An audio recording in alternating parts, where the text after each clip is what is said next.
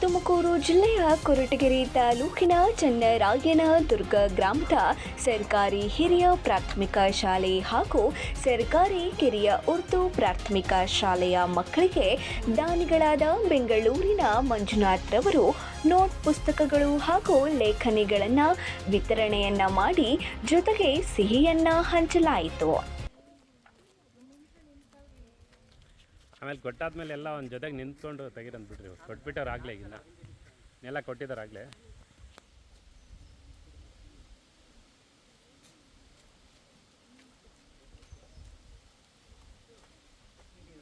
ಹಾಂ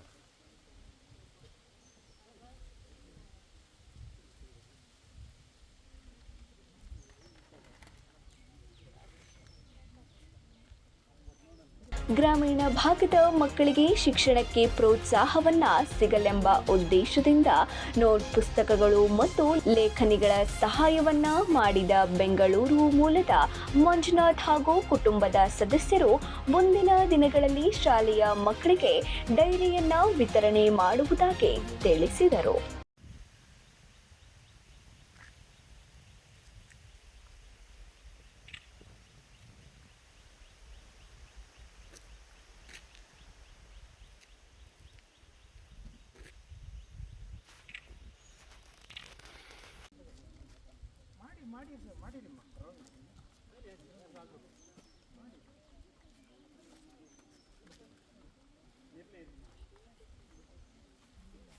ಸರ್, ಈ ಕಡೆ ಮುಂದಕ್ಕೆ ತಿರ್ಕೊಳ್ಳಿ.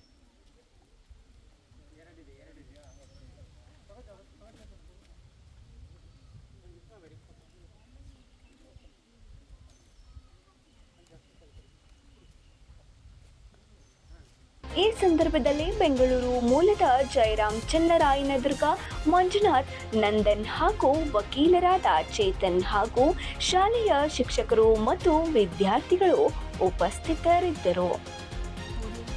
Babu Khan, 9 live news, Tumakuru.